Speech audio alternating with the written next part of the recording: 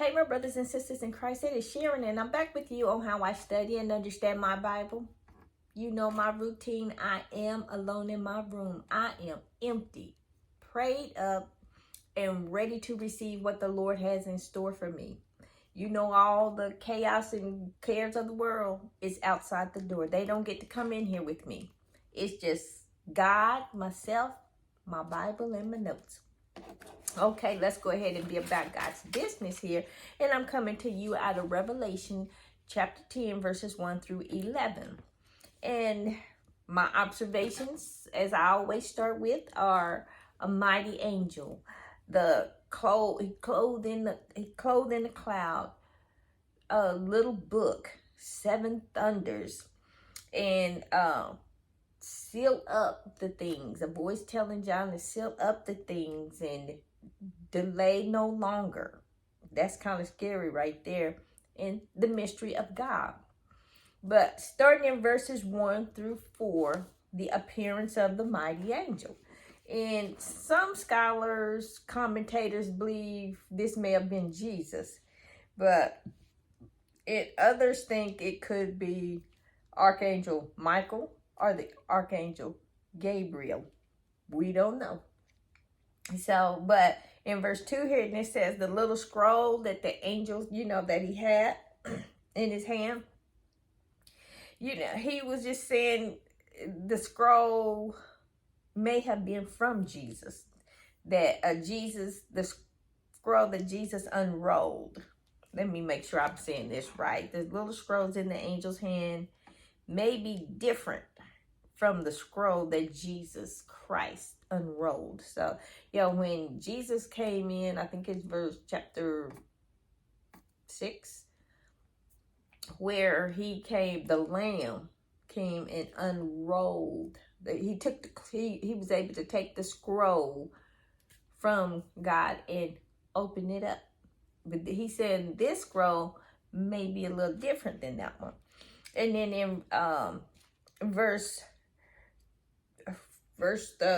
3 here, well, actually going back to verse 2, where he was talking about he saw the angel with his foot on land and one on the sea, and this is showing authority. This angel had authority over the earth, and that's another reason why they made them think this was Jesus, because he does have all power and all authority.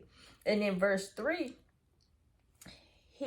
the angel spoke in a loud voice, and there was loud claps of thunder, and the thunder is a sign of warning that a storm is coming. Something is about to go down here, and, to grab your attention. And this got John's attention here.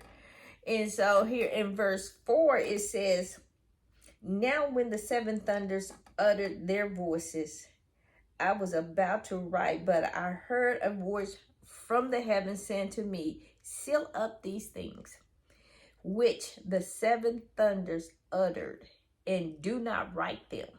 And so, John, as he was there, I don't know if he had papyrus and pen and ink, or it was all been etched in his brain.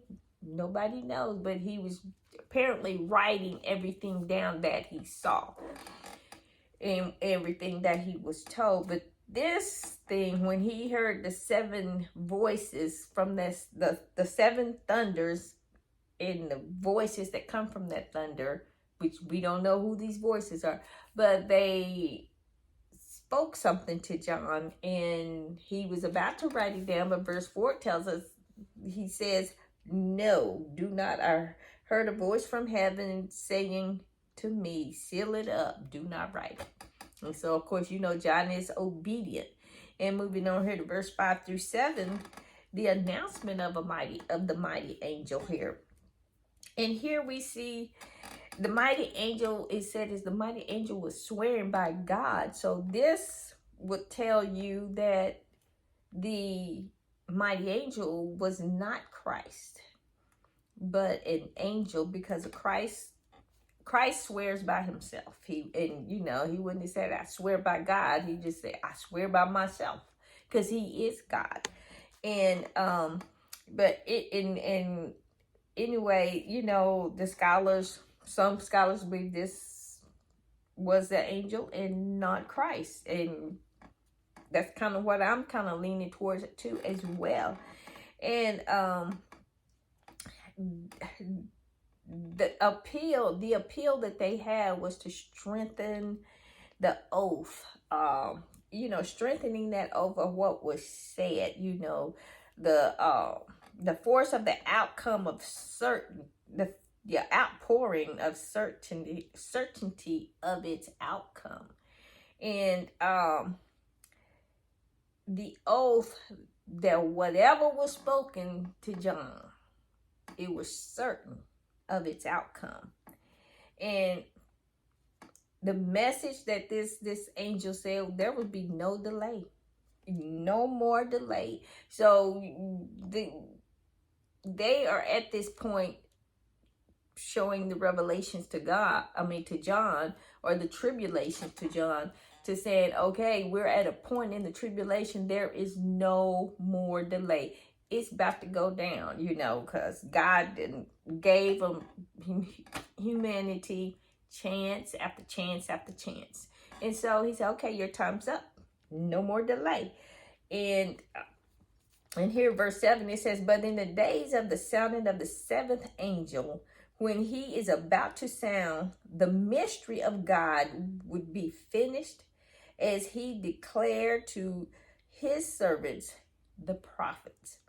And here, the word, the mystery, the phrase, the mystery of God, they said that's probably refers to a previously scroll that was the scroll from verse 4, where he said, seal it up, just do not write these details. So this commentators believe that's what it was. It was unveiling the details of God's plan for humanity, and making known what that mystery is, which they believe it is finished. That would, when God gets done with everything and you see the end result, the mystery is finished, because we see the end result. You experience the end result. And the end result for Christians is we win. End result for unbelievers is, I'm so sorry. You would have everlasting damnation. So that could be what, they're saying the end result is. But anyway, that the end result, or the mystery of God. And in verses 8 through 11 here, the instruction from the mighty angel, which is that the voice here that was speaking in verse 8 was probably that of God, speaking, and commanded John to take up the scroll, take that scroll from the mighty angel, that little book here, the mighty angel that was standing on the sea and on the land here. And in verse 9 here, he's telling him to take it and eat it. And it will make your stomach bitter, but it will be sweet as honey in your mouth. That was here what he's saying here in verse 9 here. And eating of the scroll is figurative of receiving knowledge there, and the sweetness and the bitterness is of the scroll is the mixture of the joy and the pain that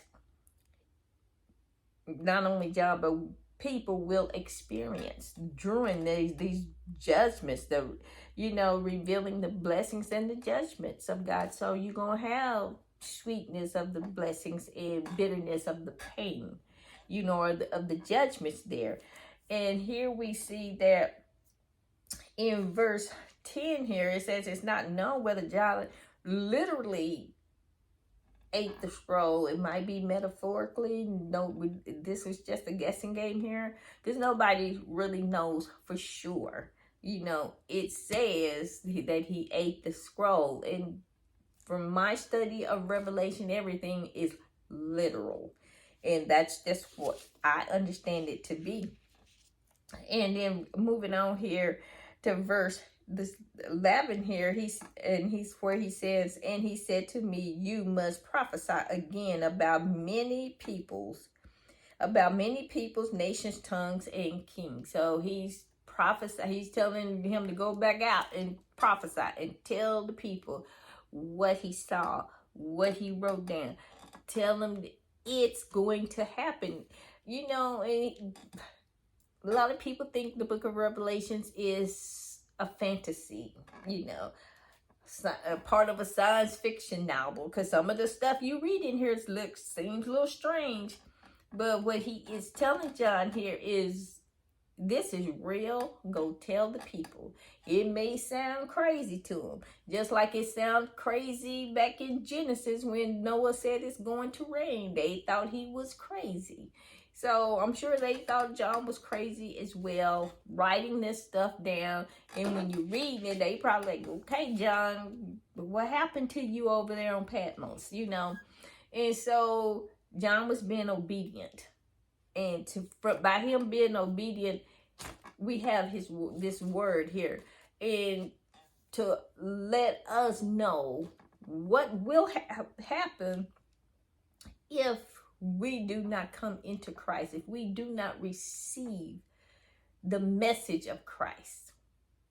Well, this will end my Bible study for Revelation chapter 10. And as always, it's a blessing to get to share with you. And I pray that it bless you as well. So you be blessed, be safe, and remember to hit the like and subscribe button. Bye.